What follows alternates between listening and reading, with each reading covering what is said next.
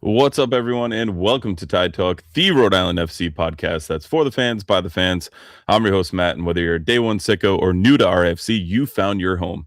Every episode, we're breaking down the latest from Rhode Island FC, the matches, the moments, the players, and everything happening in and around the club. Before we dive in, make sure you're following Tide Talk across all of the social media platforms. We're on Instagram, X, Facebook, TikTok, and everywhere else you scroll. Stay locked in for updates, exclusive content, and all things Rhode Island FC. If you're joining us on YouTube, please say hi and share your thoughts in the chat. And if you're listening on Spotify, Apple Podcasts, or wherever you get your podcasts, make sure you take a second to like our show, subscribe, leave us a 5-star rating and review. It helps us grow, helps more people find the podcast, and bring you even better content every single week. All right, let's cozy up, crack a beer, and dive into this one. I'm joined by my good friend Ryan. Ryan, what's up? How was your weekend post RAFC last night? It was good. We just spent a lot of time outside this weekend, which I think is exactly what the summer is for. I feel like I've just seen sports of all kinds this weekend. A lot of t-ball, a lot of soccer, a lot of just people running around doing all sorts of stuff. So yeah, really lovely weekend here in Rhode Island, and it didn't rain as bad as I think we anticipated, which I think is the first weekend in ages that's happened. But how was your weekend? Dare I say the rain last night was welcomed. It was a nice cooling off on a warm day. It wasn't that torrential downpour we've seen at Tidewater at times. I think it was rather refreshing. Yeah, a rain on a warm night. Someone put this in the Defiance Discord. Like rain when it's 85 degrees versus when it's like 40 degrees is significantly different. And boy, do I agree. My only concern was I had a white T-shirt for the post game stuff, and I was like, this is really not a great look for me. But we persevered. All right, we got a lot of people in the chat. Again, make sure you smash that like button if you haven't already. Use the chat to talk with us throughout. Maya says hi. Hi, Maya. The Peterson family. I know she got to give out the paddle last night. Always big fans of the show. Really good stuff. Good weekend here. Just dropped we dropped a mint at Cardi's, getting furniture ready for the new house. Home stretch for that. Last week of school for me, so I'm very excited. Get to dial in. Matt Hands might be writing a World Cup Series blog, so if you want to hear about that from him, talk to him. Matt Hands, International Man of Mystery. We'll talk about that, but there's definitely a lot to talk about.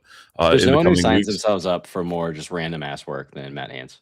That's it. And Quadro said he wants to challenge you at the next home game in rain to a Tide Talk wet T-shirt contest. Listen, go. I think if we give another tiki bar to Andrew Quadros, he'll do whatever. So he'll definitely be in for that. That's true. If you have not already, make sure follow us on Instagram and check out the tailgate talk. It's Quadros downing a nice tropical drink. Takes a big swig to kick off that one. So he was in good stuff. He was in really good shape heading into that one. And I guess that's the perfect point to start for this episode is what a tailgate that was. And a big thank you to La Banda. The asado was amazing. Just awesome food. I think I ate half a cow before going into the stadium. Robin Front had the tiki bar going on there. Awesome names on the cocktails too. So really good stuff. It was just a really good atmosphere in M7 before the march even got going. And you got to join us for that, which also was one of the most exciting parts. I was gonna say, I haven't been able to partake in a ton of the tailgates this year, but yeah, like you said, the vibes were fantastic. I mean, anytime you have the rum flowing in a parking lot in Pawtucket, I mean, what else could be better? People dream about days like that, but yeah, no, you could just tell there was a great atmosphere and a great energy to the match. I think people are, we've had some disappointing matches, we've had some disappointing weather so far this season, but everything seemed to be kind of coalescing. A team that we really should beat. The weather was kind of holding out for us. So, and there was kids night and fireworks. So a ton of people in M7 too. I had to park all the way on the other side because of how many people were there, and I still got there hour and a half. At least early. It was very early for you. You're usually making it in when you do come right for the march, and you got to imbibe a bit and enjoy the atmosphere. Well, it was so funny. I'm so rusty that I was asking you guys, I pulled up and I was like, what's the lineup? And you guys were like, it's not coming out for another hour. True. Very, very true. It was good stuff. Kids running around playing soccer, people eating, people drinking, music playing. Probably, dare I say, the best tailgate of the year so far. From what I've heard, it's not a lot of contestants on that one, but long may it continue. I mean, the overhang parties are always special, but this was different gravy. For sure. So we'll go with that. And you mentioned kids night, and we start with our starting 11, and it was the kids. availability report as well. The kid's starting 11 as drawn. Zach is blaming his club collector on he thought one of the players, he didn't read the names, he just looked at the pictures and thought What a wild move. he said he thought Frank was Hamidi Diop, so that confused him, which I don't know, but I don't see it. But nonetheless, Koke Vegas, Aldair Sanchez, Hugo Baccarat, JJ Williams, Petty Rodriguez, Noah Fusan.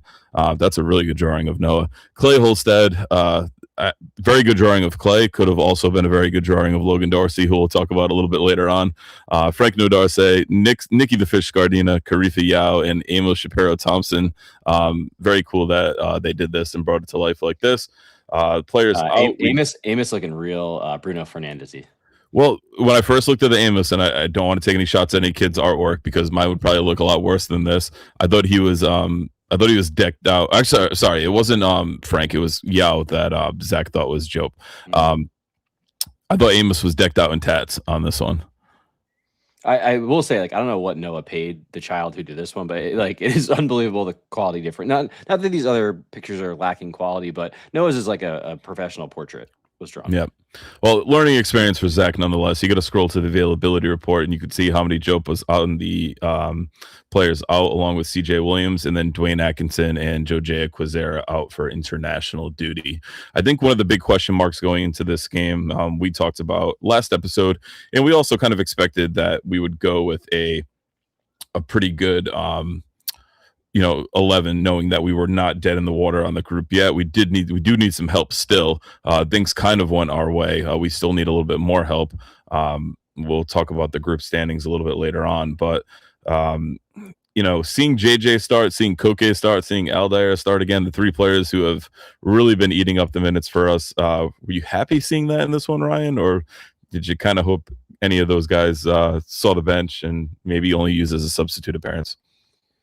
Yeah, I mean, to your point about like we're not dead on this competition, so Kano is always going to go for it in that sense. And then we're playing once a week, so it's not like it's every couple of days that we're playing. Like there's plenty of rest between games.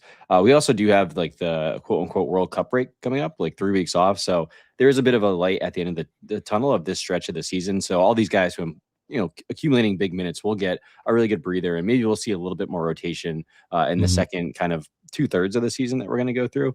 But I mean, the only one that I am intrigued about at this point is Koke. While he is, I think, by far and away our number one. We, heard Kano talk about it last night in the press conference. Like he's number one. We want to win the game. He's, you got to put him out there. But I am at the point where like I kind of would like to see one of the two backup keepers at some point, and I don't know that there's going to be a better chance to see them for some kind of like audition than this game. So that's my only kind of lingering concern about just seeing Koke every single match so far. Yeah, I'm definitely with you on that one. I think that it's very much, at some point we are probably going to need one of those guys, right? We're probably going to need to see a backup keeper, just kind of given Koke's injury history and, things that we've seen go on. So the fact that the first time we may see one be more out of necessity than out of time. Oh, looks like we're back to the old RIFC Nation days with Ryan dropping out. But I think that, kind of seeing Koke, keep starting, and we're going to see a backup keeper based on, really needing to play him rather than giving him the opportunity to play, I think could hinder us later on. Like you might not know what you get going in versus having a game that you get to, kind of figure it out live and, in a cup game versus a lesser opponent. Yeah. I mean, at this point, like what other game do we have an opponent in a circumstance that is less stakes than this? Yeah, I mean, this was a tough one though, because like we said, it was very much, we weren't out of it yet. So do you want to take the risk of seeing a keeper other than Koke, or would you rather have, just gone with the sure thing and him being healthy?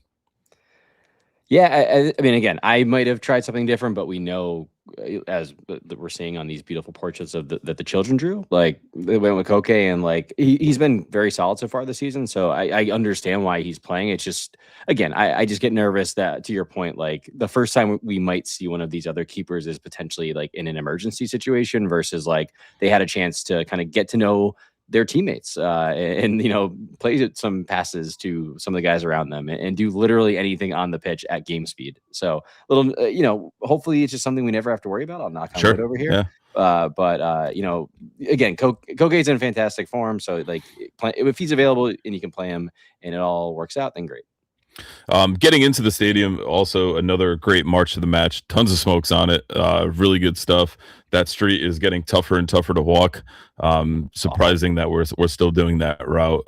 It's a little chaotic, but a really good march. A lot of people up on top of the bridge taking pictures, taking videos down. I think it was a really cool kind of way to walk in. The Westchester faithful did show up to M7 in the tailgate, did march with us. So I think, with them and kind of having made that away trip last year, and you're just kind of parking in a garage and walking into a municipal stadium or field, whatever you want to call it, much different atmosphere that I think they got to see firsthand.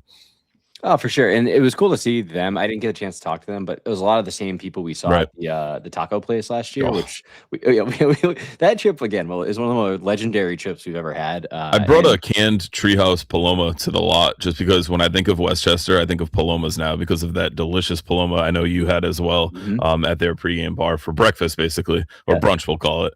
But I agree that was one of the best away days ever. Yeah, but they were super cool there. Like, we had to talk to them because like they invited us. It was their bar, quote unquote, before game. Because like you're saying, like if you haven't been to Westchester, you basically park in a parking garage that's next to the stadium, which is like next to like a Best Buy. So it's not like a tailgating atmosphere like we have. So they kind of pregame in a bar and go over. So Cantina Lobos. Yeah, that place was great. And it was cool to see that it was like a similar group of people. And yeah, happy that they got to experience that. We saw that they have some chippiness to their rivalry with like the Cosmos already. So they're trying. They're building year 2 at this point, and they're doing their best. So yeah, shout out to the infantry. And then when we got in, I thought the stadium was absolutely packed. Concession lines were insane. Like you could not get food. I tried. Kelly tried. Like getting food was at least, I think she was in line at the main food stand behind 116 and waited 15 minutes and didn't even enter like the zigzag part of the line yet, was outside of that. So that was probably 45 minutes to get up to the window to even place your order, which was absolutely nuts. But good seeing all the kids there, all that. And I want to pull up, it definitely made one kid's day with this tifo that was shown by the Defiance with Zach on it. He was loving it. He was standing in the front row flexing. Big shout out to Jesse for capturing this on his drone. Just an awesome shot. If you don't follow Jesse, he's one of the in-house videographers, content guys for the club. It's Jesse Films Moving Things on Instagram. Go check out his work. He just does awesome stuff. But this was really cool. I know it made Zach's night, and just a really cool site. Yeah, I mean, in general, like I was gonna say this on the last slide too, with like the way that the team handled like the hand-drawn imagery by kids for the starting lineup. We saw Defiance lean into it with really highlighting the junior Defiance, but all throughout the night, like they were really leaning into kids night, and I have to say it's like one of the better things they do all year. Like it's such a fun night. It's cool to see how many like kids are running around. They do like a ton of face painting, balloons, like everything you could wish. So yeah, really fun time, and big shout out to the team, big shout out to Defiance for all the great work they did in this. Awesome. Very good stuff there. We dive into the action a little bit now, and things started and we had a lot of the possession, which I think was to be expected in this one, but really kind of missing out on those clinical passes or balls over the top or balls through to kind of set up a really clear-cut scoring chance throughout this one. Again, we're going to talk low block a lot tonight, and Westchester basically playing with all 10 outfield players behind the ball. It's been a struggle for this RIFC team to break that down, and that definitely showed early and often in the first half. Yeah, it was a really weird first like 20 minutes. Like the first 5, it was just all us. Like it felt like anytime they touched the ball, we just took it off them. It was very high energy, like intensity, which we've criticized the way this team has started games this season. We haven't scored a goal in the first 15 minutes of a game. And it felt like they were kind of out there with a point to prove. Like we are the better team here. We just have lost to a USL League One side that they're not like the top of the league. They're very mid-table. Westchester is significantly below that, and it seemed like we were trying to kind of right some wrongs there. But at the same time, to your point, like we played with a lot of energy, but we also weren't creating much out of it. So definitely was very, very nervous. Not nervous, but was you could kind of feel the crowd getting a little antsy after the first 20 minutes or so. Yeah, we'll take a look at the group standings, after we kind of break this one down a little bit further. But that Portland loss looks really, really bad after what them and Brooklyn played to yesterday as well. So, tough to watch. But luckily, RIFC did get on the board before halftime. And it starts with this goal here. Front foot here. Fuson into the middle. It's behind J.J. Williams. But it's won back by Clay Holstead, who buries the chance.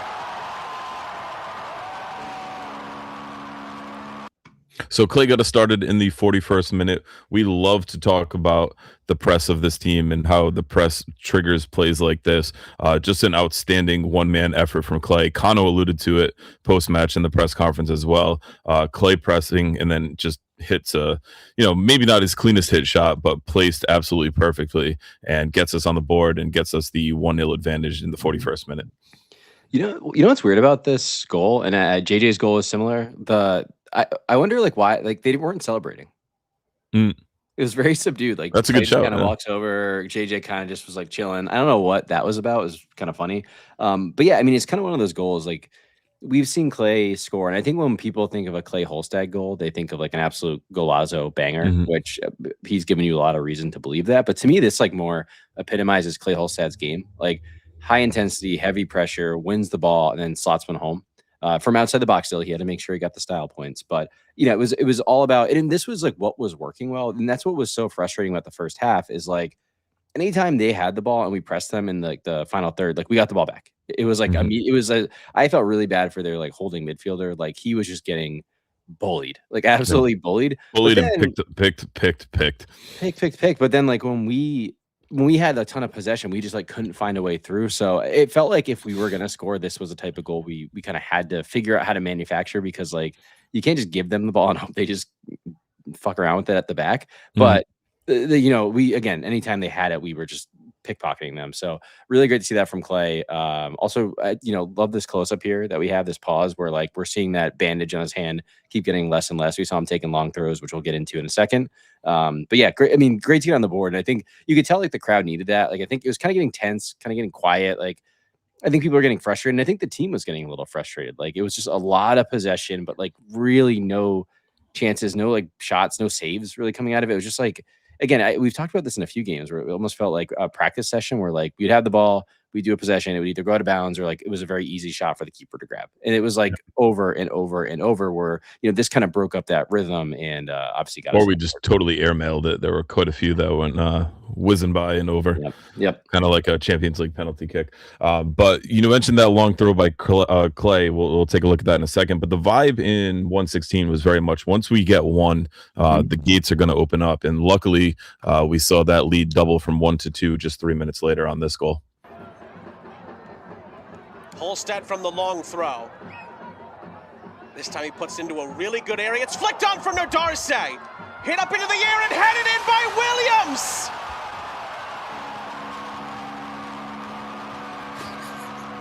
Yeah, definitely one of the most subdued JJ celebrations. You didn't see the flex, just a couple daps. But, getting back to the original point of Clay on the long throws, that puts JJ Williams in the box for stuff like this. And you have JJ Williams in the box and the ball's bouncing around up high. Good things are bound to happen, Ryan. Hey, maybe we know what we're talking about every once in a while. Look at that, guys. Look at that. Look at us. But no, it's great. I mean, we love a flick on. That's kind of our core set piece strategy. I bet you do. Yeah, we do. Yeah. I'll be honest. Listen, Derek, this is a wild ass comment. I don't even it's hilarious, but it's wild. Yeah, Derek said the goal that goals was like a junior version of the one Anthony Robinson scored earlier in the day. If you have not seen the goal Anthony Robinson scored for the USA in their exhibition versus Germany, it's absolutely outrageous. But yeah, I mean, it's nice to see us kind of have the execution on here of the Clay long throw, the flick on working, and then JJ putting it in the net. So overall, again, this happened so quickly after the first one. I think the crowd was still kind of buzzing off the first one. And it was one of those ones where it's 2-0 on the scoreline going into half it felt like it like if you show me the possession stats and where the ball was in play, I would be like, oh yeah, it makes total sense. But with the amount we created, it almost didn't feel right. in a way. Like it was like I don't know if we deserve 2-0 after that performance, but I'll Right. take it either way. I don't care. Yeah, hook or crook for sure. Yeah. Derek's got a question. Curious what percentage of JJ's goals are off his head. I don't know if Tyler Hatch is in the chat or if when he watches this tomorrow. He's definitely our stat guy that can pull that out pretty quick. So Derek, stay tuned. We will get you that answer over the next couple days. Probably not here live on show unless Tyler's in the chat and throws it in there. But Timmy also wants to give credit to Pity on that one for using that donk for a huge box out here. Wants to give him the hockey assist, but Pity, not, for a small guy, he is a very physical player and knows how to use his body really well. Timmy's favorite part, obviously. Yeah, he has that low center of gravity. I just cannot believe that Timmy is on his like 17th username that we've seen him in the chat. I don't know why I don't know if you're getting banned for, I don't know what you're doing on YouTube, Timmy, but this is preposterous. The fact that the numbers start with 6'9" tells me he at least created this one, though. Oh, for sure. No, this is not fraud. This is Timmy. Yep. But overall, like you mentioned, really good goal. Not sure if we deserve the 2-0, but we did convert on those two big chances of heading into halftime. And here's a look at the first half stats. RIFC outpossessed Westchester 57-43, outshot them 15-3, 5 shots on target to 0 big chances for both teams. RIFC with an 84% pass accuracy to 77 for Westchester, 7 falls to 4, and 3 corners, no chicken to 1 for Westchester. Any other big picture thoughts on the first half? Yeah, I mean, I think you can see, like, I mean, honestly, going into the half, if I had quizzed you on what possession was, would you have thought it was only 57%? No, I would have thought in the 60s for sure. Yeah. Maybe creeping up on 70.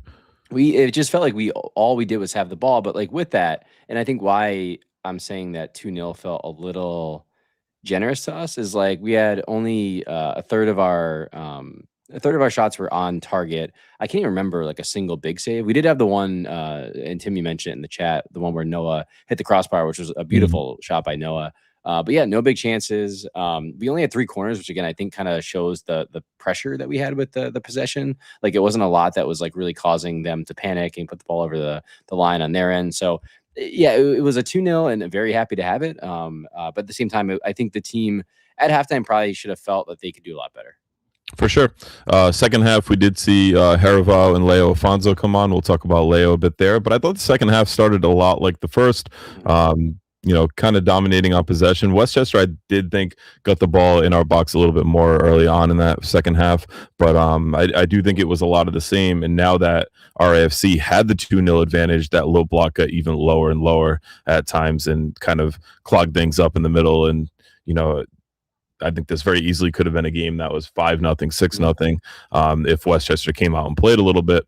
But I think once they were down, it was, all right, we're just going to try not to concede anymore. Yeah, which was kind of weird. You would have thought that they would have really come out you would have thought actually like looking at the game that Rhode Island FC was behind because of like how much of the ball we were having, how much pressure we had versus them. But Matt, I don't want to stop us like mid flow here, but I think we're missing a key point of halftime here. Oh, I even had that in my notes. I'm sorry. So when we did Terrace Talk, Ryan and I took the moment to take the mic and commentate the 100 kids versus the 3 college players, which is absolute chaos.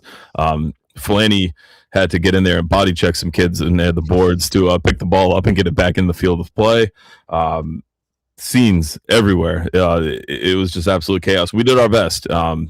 And I think we made some good calls. So I just want to throw that out to Sean St. Jacques. If you ever need a fill-in, we'll be happy to join you in the booth now that we have some real calling a soccer game experience under our belt.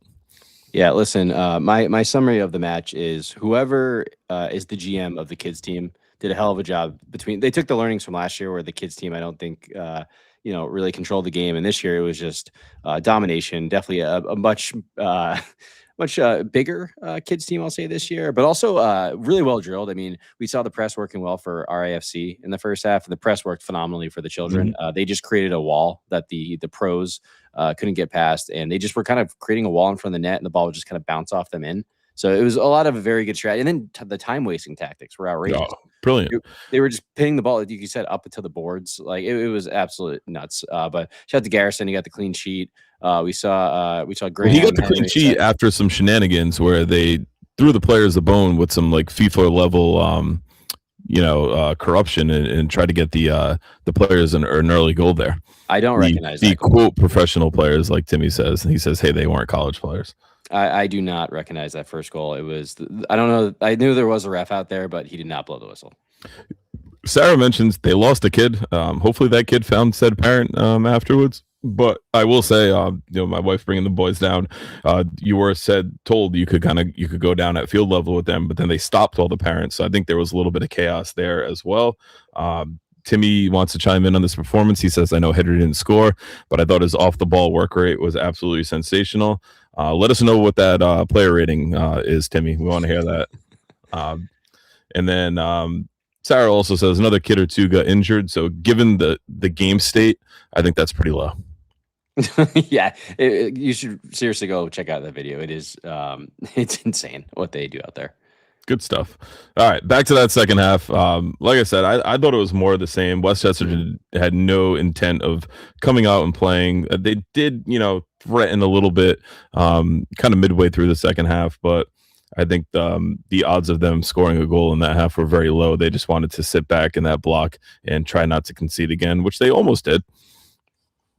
Yeah, I mean, the only note I took down was we just kept swapping the wingers again. I do find it interesting that it seems as though Noah, when a winger comes on, has been and him and Pity are on the pitch at the same time. He seems to be the one who moves to the attacking midfield position first, which I find very interesting. That kind of seems to be preferring Noah over Pity in that role when Amos comes off.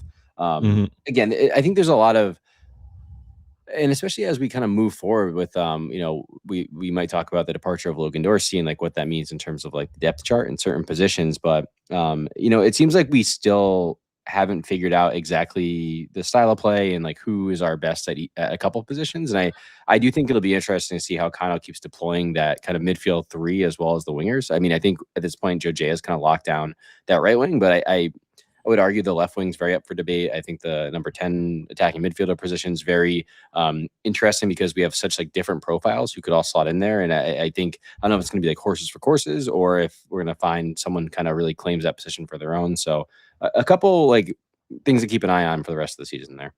Yeah, for sure. Luckily, we did see RIFC get another goal in the 76th minute. So here's a look at the goal that gave RIFC the ultimate final scoreline and a 3-0 advantage. They just have not finished nearly enough of their chances. And obviously, that's reflected in the fact that they are one of the more lower goal-scoring teams in the league. Rhode Island here, score again! Rhode Island have had no... So a pretty nice ball over the top, an even better job of keeping it in. And Leo Afonso is somebody in the absence of having a actual number 2 striker who's going to have to pick up some of the goal scoring, and it's a very good finish from Leo there. Yeah, I mean, in our preview episode for the season, we kind of highlighted that this unit of Leo, Noah, Busy, Quizera, along with so basically it's JJ definitely needs to put up 10 plus goals, which he's well on his way to doing. We were saying at least probably one or maybe even 2 of those other guys needs to do that, at least 10 goal and assist combination. So so far I think Quizera is really the only one who's on any sort of pace to do so. So nice to see that Leo, while he was, especially at the beginning of the season, I think pretty dangerous, and we saw him taking a ton of shots every single game, but hasn't really found the net consistently. It's nice to see him get one back on the board, and hopefully, we kind of keep saying this for a few guys, but once I see one go in, hopefully they can kind of keep seeing it go in you hear in basketball. It's the belief that kills you for us. Yep, for sure. But yeah, it's we have every couple episodes we have to repeat that. Yep. I think it was Pawtucket J that called it out though. That assist from Aldair, who got to give him credit for having any kind of legs left, in him at this point in the season with how many games he's played and how little rest he's had. Just a phenomenal job keeping it in. The accuracy on that, whether he was trying to pick out Lair or just keep it in, we'll take it. It works. Just a great assist, a great hustle play from Aldair. Yeah, and again, like you're saying, it is great. We're in the 74th minute of a kind of dead game, and he's still putting it all out there. And he's someone who we had a lot of praise for him last season. Kind of, you probably could argue, maybe don't even argue, signing of the season last year, was really fantastic for us. And someone who has played a ton of minutes last year, and he's already putting a ton in this year. Yet still every single time giving it his all and playing well at that. And that's it. All right. Final stats for this time. RIFC with a 1.85 XG to 0.23 from Westchester. 56% possession for RIFC for the full time. 27 shots to 1. 10 shots on target to 0. 0 big chances both ways. 88% passing accuracy for RIFC to 83 for Westchester. 73% tackles 1 for RIFC to 82 for Westchester. That was definitely a product of that low block and, kind of keeping things in front of them. 15 falls for Rhode Island, 13 for Westchester, and 6 corners. No chicken to the 1 for Westchester. Any other big picture thoughts you have on this one, Ryan? No, I think we'll get to him in the kind of slides and the postmortem here. But like overall, a good win. We still definitely need help in this group if we want to get out of it. Just to remind everybody and I think, Matt, we're going to go through the standings, but to remind everyone how this works, only the winner of the group is guaranteed to get through, and then one wild card or second place team from all of the rest of the groups gets to the knockout round. So as Matt just pulled up on the screen, like we're currently in third place after everything that happened yesterday. So still 1 point behind Brooklyn and 2 points behind Hartford. So need some luck, especially with Hartford playing who we just saw, Westchester, next. Yeah, I think we need that big assist from Westchester to show up and really go at Hartford. They don't like the Cosmos, who also wear green, so hopefully they can see that in their travels as well. But, like you mentioned, the top team from each group automatically qualifies, and then the second best team, only one of them qualifies. So it's a really tough road if you don't win your group. And based on our goal differential, I don't see us being the second best team unless we really kind of hanging on in the final game. Yeah, and even like looking at this, right, like I think really only Brooklyn would have a chance there, because I think to be that second, the best of all the second places, you kind of only can give up points in one game when we've already done it in 2. Right. So we really need a lot to shake out in the final day for us to go through, but we're still alive, so that's something. We're still alive, and I think that means that we're going to see more Aldair Sanchez, in that game, because it's still meaningful, and probably Koke and JJ as well. Yeah, I mean, my only thing is like, I'm not going to get my hopes up, to be honest with you. Like, I genuinely thought this Westchester team was terrible, like very, very bad. And I do not expect them to do anything against Hartford. No, I totally agree with you there. We'll shift gears a little bit. Let's take a look at your thoughts with RIFC in 3 and good, better, best. And we'll start in the Defiant 1636 Discord. We had Chelsea with good, the goals, better, the atmosphere in 116. Best, winning with a bang, fireworks go hard after a win. RIFC in 3, what a night. If you haven't already, make sure you check out Matt Hand's Riptide Report blog and Timmy Sclafani's player ratings. You can find all of those on our website by clicking the link in this episode description. Getting back into it, we have Leo with good Clay's effort, single-handedly creating the first goal. Just a true one-man wonder goal there on that one. Better, improving our competition, goal differential to keep ourselves mathematically alive, although we do need some help. Best, putting away a team we know we should have beaten and had to beat. The muted celebrations on the first 2 goals caught my attention immediately. Ryan, you mentioned that as well. And RIFC in 3 will overweigh. Terrace had good. We scored 3. Better, clean sheet. Best, beat a team we were supposed to beat. RIFC in 3. On to Loudon. Ben J had good. I'm only. Better, happy when. Best, it rains. Glad the team showed up to defeat a team they were supposed to defeat. Now let's do it again against some of the teams in the USL Championship. Pawtucket J's good was the amount of shots we took. Better, 3 goals. Best, if we capitalize on it with some confidence and momentum for league games.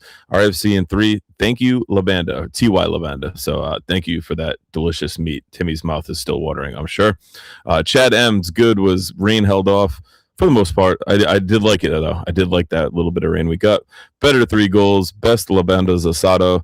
RFC in 3. Keep it up. So thank you to everyone who wrote in on the Defiant 1636 Discord. And then we also had one on Facebook. Ben Grimes, good. The crowd. We had a good number in the March and 116. We talked about that in our opening. The atmosphere was just great from the parking lot and into the stadium and through all the goals.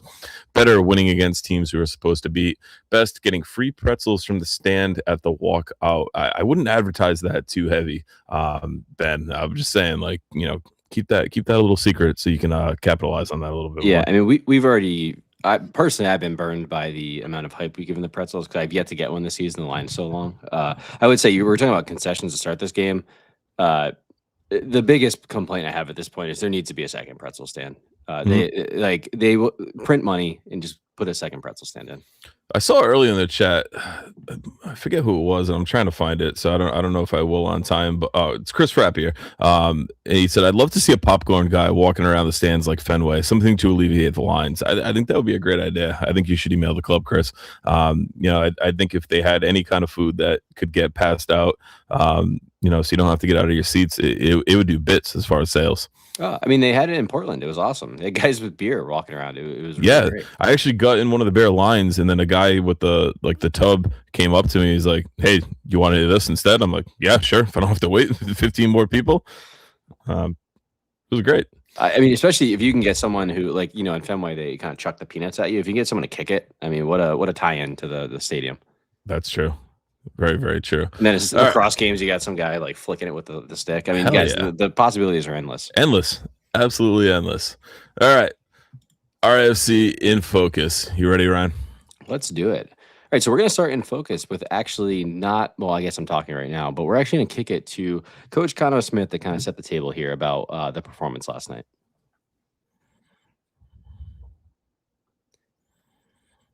I can't hear it.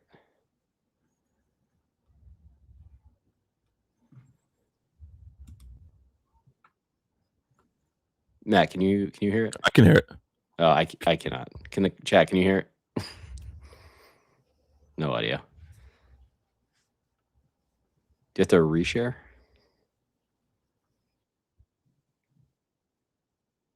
Anything there? No.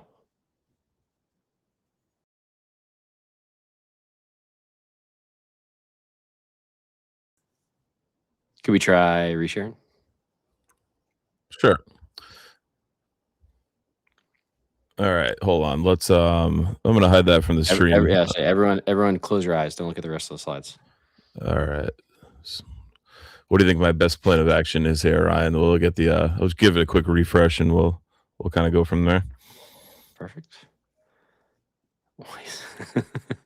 You'll be shocked to hear everybody who's listening on the audio that the chat is having a real good time with this, but yeah, so basically one cool thing about last night, so we were both at the press conference together, which was cool. So we had to hear kind of Cano's thoughts and as well as Clay about the game. So, we were there to hear Cano talk a bit about the match itself. All right. Let's try this because I definitely had it on here. We'll stop sharing and then we will share again. I'm not trying to silence Cano. My name is not Robot. And we'll go from there. But all right, here we are.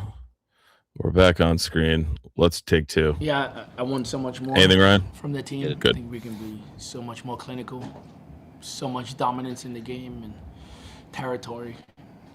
They made it difficult for us in the first half. They put so many numbers behind the ball. It's difficult to break them down, but I still think we have players that are good enough to be able to break that down. So, yeah, obviously happy we won at home on Kids Night and send everybody home happy, but so much more we can be better at. Yeah, Coach, you mentioned it was difficult to break them down in the box. We saw such good success from the high press tonight. Was it difficult to balance those moments of us having so much possession, but also seeing such success with the high press and how we can make a difference? Yeah, and especially when a team is in a low block like that, it is difficult to break them down. You can watch it all over the world. It's so difficult to break a team that's so compact and organized, and obviously we're instructed well, but then to generate attacks like we talk about a lot, like our counter pressing and pressing at times could be our best playmaker. So you can see that with Clay's goal.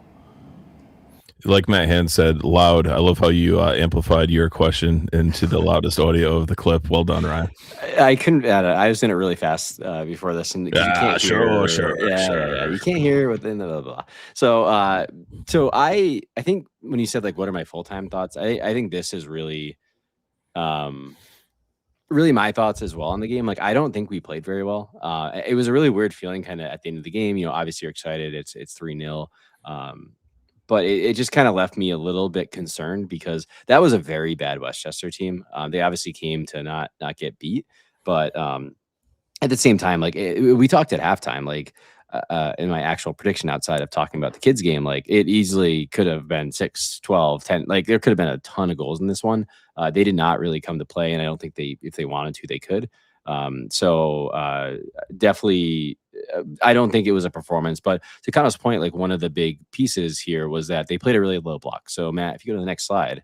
And I do like, to kind of continue with that too, how he led with, I expected so much more. Like it showed that he was kind of on the same page with us. Like this was not, although a 3-0 win, not an ideal performance. Yeah, and credit to him. He's talked in the past about performance first result, and usually it's in a different context around like the performance was good, but the result wasn't there. This time we got the result, but I don't know that we played particularly well. So we are going to talk about how we can break a low block. So this is something that we've seen this team struggle with for a few years at this point, and this really kind of, I think, stems into the recipe we've talked about the past few weeks, where Rhode Island SC usually does well when we don't really have the ball. We see our counter press is fantastic.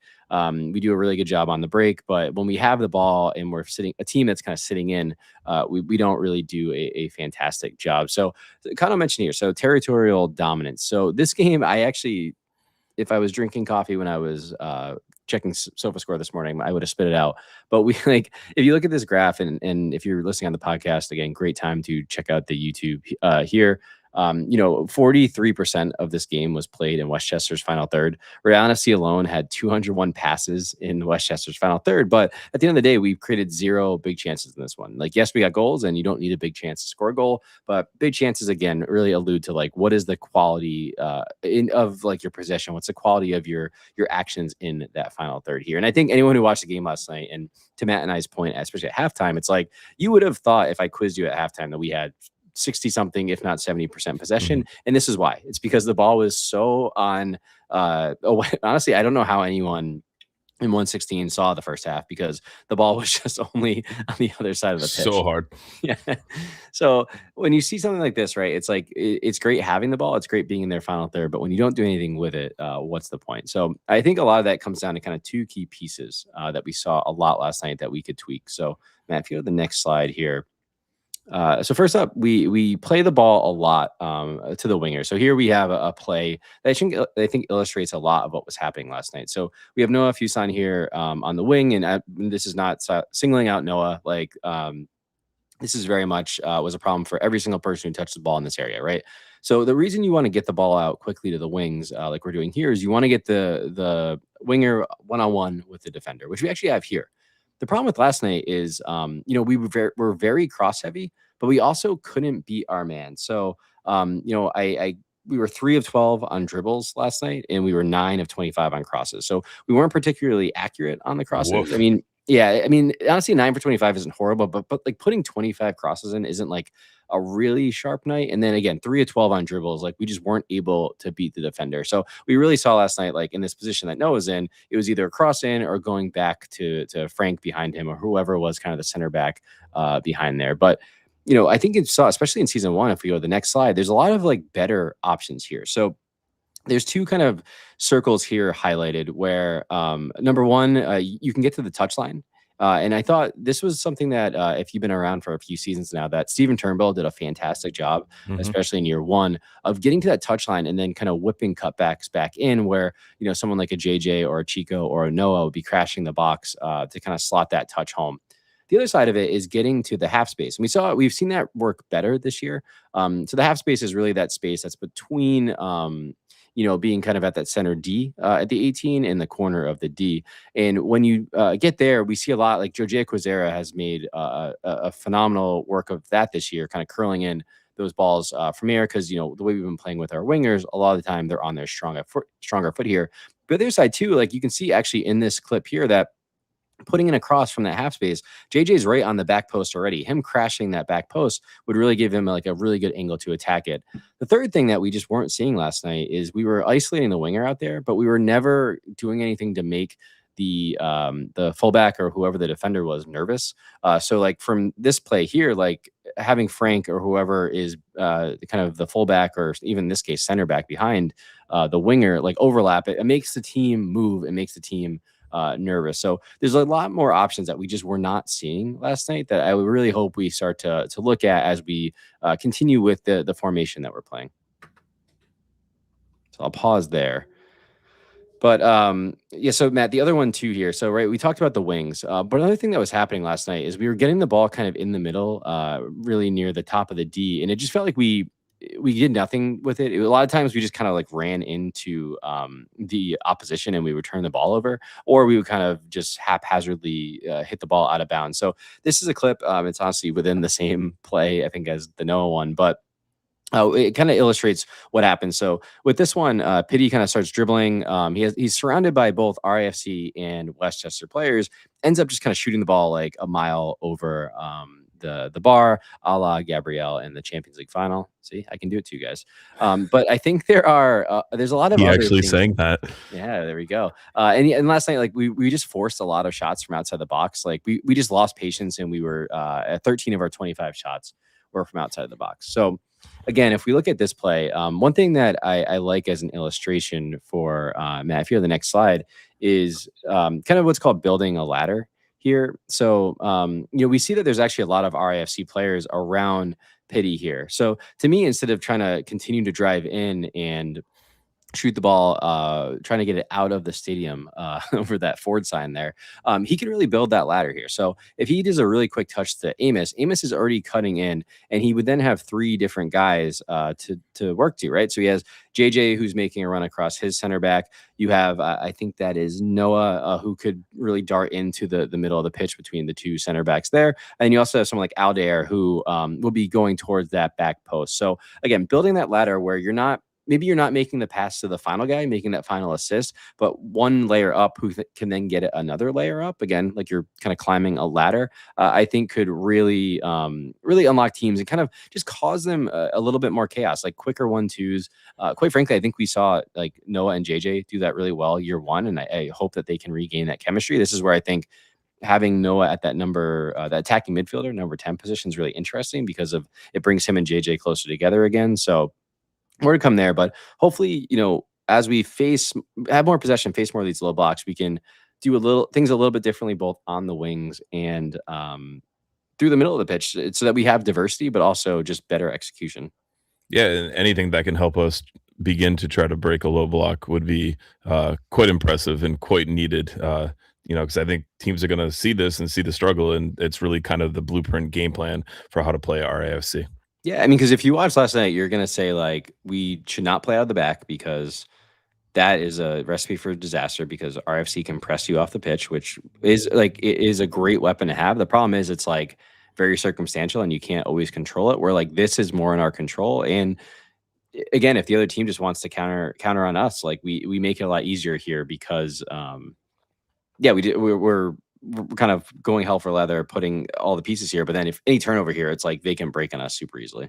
Yeah, great job, buddy. Really, really good slides tonight. I think that was a really good breakdown. Pawtucket J is calling you our very own Belichick of the pitch. That's a wild accusation. Shout out to whoever built this thing I'm paying €3 a month for to put little pictures on people. But yeah, no, I mean, I think it's interesting. And it's, to Kano's point, it's a really hard problem to solve. It's a problem that we are literally like seeing throughout the world. And it's something that a lot of very smart people are trying to figure out. And there's nothing I said tonight that I'm sure Kano and his staff and many other smart people watching the game like haven't seen. So it's a lot of it's chemistry, like and it's a lot of it's just execution, and hopefully we can get better at both. I don't know, it's a good evening, and Han said you'd probably prefer Emery on this one. That's But to Andrew Quadros's point, it is definitely difficult to break down a low block, but this team's skill set makes it even more difficult. I think your Stephen Turnbull shout there and things he did in getting the ball to the touchline is a big missing piece of something we don't really have on this team. And we can't break down anyone on a shortened field or a smaller field, as we saw in Portland. So it's definitely a struggle when teams pack things in against Rhode Island. Well, this is something I've, since doing these slides, started thinking about, like, and Clay was talking about this a lot in his post game about like just how like we're very athletic and there's a lot of running there, and like this team, I don't think I would describe this team as like super technical. And I think when you're in this kind of low block Like, I think it's a team that's built a bit on like more transitions in the press versus a team that's able to kind of tiki-taka way like through teams. So that is, I think, a concern because I think it's hard, especially on, again, shortened field, whether it's literal or game state, like it nullifies your athleticism. Like the only thing it helps is like you can get back if the other team's trying to counter, but like you can only sprint so far. You can only speed it up so much. So from there it takes like execution. And that's, I think, is a little bit interesting in terms of the way this roster is built. Yeah, I think that's all great shouts and very true. But we'll shift gears a little bit and we'll look at next up is Loudoun FC. It's the last match before the World Cup break, if you will. So as we look at that one, put your score predictions in the chat and we'll get to them in a second. Loudoun just beat the Richmond Kickers 2-0 in their Prinks Tire, formerly Jaeger Cup match, coming off a 4-1 loss at Monterey Bay, 0-0 draw with Detroit City, beat Brooklyn 1-0, and a 2-2 draw at home versus Oakland Roots in their last 5 matches there. So currently they sit 11th in the East. We've never beat them. So this could be a good time to, get a win versus them as they are struggling. They are sitting 11th. They're on a -5 goal differential, just 9 points. We're on 12. A win here could kind of see us, maybe get into those top 8, the playoff spaces, and maybe put some distance between us and some of the bottom teams. Yeah, I mean, I think the one interesting piece on this one, they are bringing back their keeper, Jordan Farr. So that'll be interesting to see how that potentially impacts the game. But like to your point, they're not having a good year. They are bottom 5 in the league in expected goals against. They are bottom 4 in expected goals for. Like just really not good. At the end of the day, though, they're only 3 points behind us or something like that in the standings. Yep. So yeah, it is interesting, and it does. Sorry, I was reading the stats. I don't know if you call this out, but it is the last game before this like quote unquote World Cup break. So it'll be interesting to see how not how we approach it. I have a strong feeling how we're going to approach it, and that is to go as strong as possible. But it's going to be like I think a real like cap on this middle third of the season, and from here, like I think Kano and his staff are going to kind of have a piece of work to like really dig into of like, are we like, we set our preseason objectives, like how are we trending towards those? How are we playing? Like, are there gaps that need to be filled with the roster? Are there, are we bringing in the right profiles for the players that we are to execute on the game plan? Like I think it'll be an interesting break to see how does Rhode Island, number one, do against Loudoun, but then come out of this break and play. Yeah, it'll also be interesting to see if Logan Dorsey is replaced during this time off and a little bit of dust settling. Kano did mention in the post game that he's not going to bring in a player just for the sake of bringing in a player. He thinks there is enough attacking depth there. He mentioned Leo playing in the 9. He mentioned Noah. He mentioned Busy in certain situations. His vibe was very much there is enough attacking talent on this team to cover it. But that could just be false flags being thrown out. I don't know. It's definitely going to be, you're going to need the right type of player because JJ Williams is in such good form that it's probably someone who's going to have to come off the bench and be able to score on substitute appearances. Yeah, I mean, it is hard to bring someone in like kind of knowing they're going to be the number 2. The thing that is interesting about what he said about that, because his word was we have a lot of attacking minded players, I think is the way he said it, which I thought was interesting because one concern I have about our attack in general is that we don't have a lot of similar profiles. Like we have a lot of like attackers, but I don't know that there's a lot of like similar guys, which on one hand can be good because you can kind of change things up each game. But like right now, the way we play with a striker feels like it's very JJ Williams type striker dependent. And to be clear, there's JJ Williams don't grow on trees. Like he's one of the best. He's like, you could argue is the best striker in the league on form right now. I don't even think there's another striker in the league that has his profile.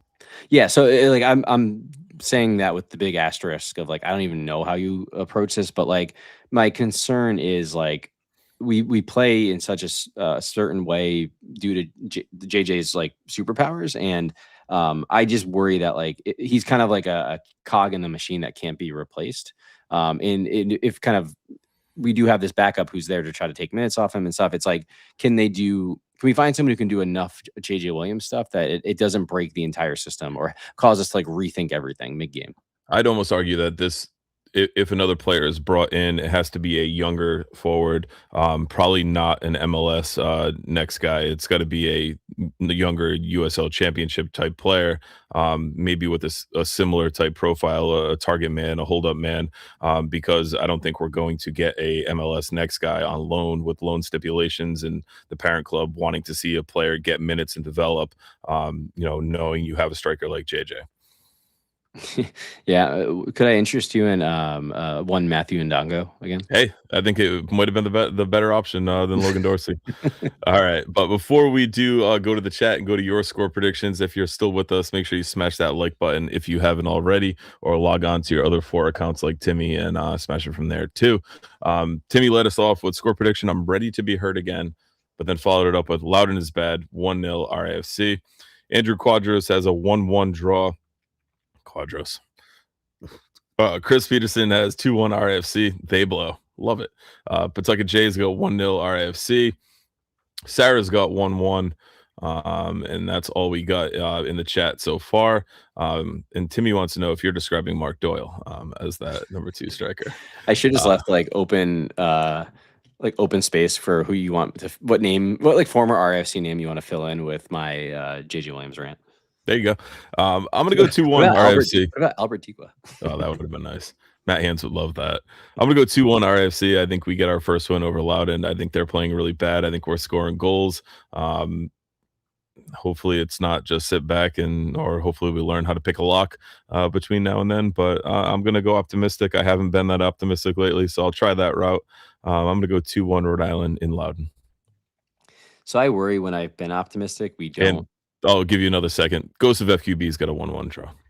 Yeah. So, I mean, with that, I also am going 1-1. I do worry that, last night I don't think we played well. And I think it's kind of a symptom to, there's a game plan that really can frustrate RFC. And I think, Loud, to Matt Hans' point, are getting some good players back. And I think it's a very straightforward in how you can frustrate us at this point. And I just worry that we usually play down to our opponent more than anything. And, on the road, international break in sight, do we kind of let our guard down? I don't want to call it not like a mentality thing, but I worry that we're going to play down to our opponent and just struggle in this one. Yeah. I mean, we'll see. Hopefully they're too busy doing their own laundry to, have to come out. I think they've sorted that out, but I can't say. Somebody also mentioned in the chat, or hold on, not pulling up, but would Bazzini have helped us, Ryan? Him and we got a lot of Jack P, which it's always funny. He's I feel like we haven't heard a lot of Jack P stuff this year because last year I felt like anytime something was going wrong, it's well, if we had Jack P still, and it's people have a very hilarious memory of his time here. I don't know. Yeah, dark days. Again, thank you to everyone who stuck with us. Smash that like button if you haven't already. Ryan, any final thoughts before we get out of here? No, I mean, I think that was a little bit of a downer to end the episode, but it was an awesome night, kids' night, very well executed by the team and very fun. Great win. Seeing 3 goals at home is awesome. The problem that we face in this game is something that teams all over the world are facing. So this will be something that'll be interesting to see if we can build on. And but if we can, it'll really set us up for the rest of the season. Let's go down and get a win against Loudon. That's it. Finish this kind of first third of the season, have a cap in it, and then go from there. That's it. Maybe if we can get an away win, get some rest. We forgot kind of one of the biggest moments of the game. We got the Van Gang. We got to shout the Van Gang. We always got to shout out the Van Gang. A really good night, very well done by the club with kids night. Defiance leaning into it. Big thank you again to La Banda for the delicious tailgate food. Just a fun night. Thank you to the weather for raining and guaranteeing that win for us. I just want to see these things get a little bit better with scheduling next year. I think 7:30 games need to go. 7's going to be the latest, especially for the kids. It's a late night getting home after all that. But overall, just a really fun day, a really good stuff. So thank you to everyone who joined us tonight. And that'll wrap things up for this one. Remember, Tide Talk is more than just a podcast. You can find us on everywhere you scroll for daily social media content. Click that link in this episode description to follow all of our accounts. I've been your host, Matt, for Ryan. Thanks again for joining. We'll see you next time. And as always, up the tide. Off the Tide.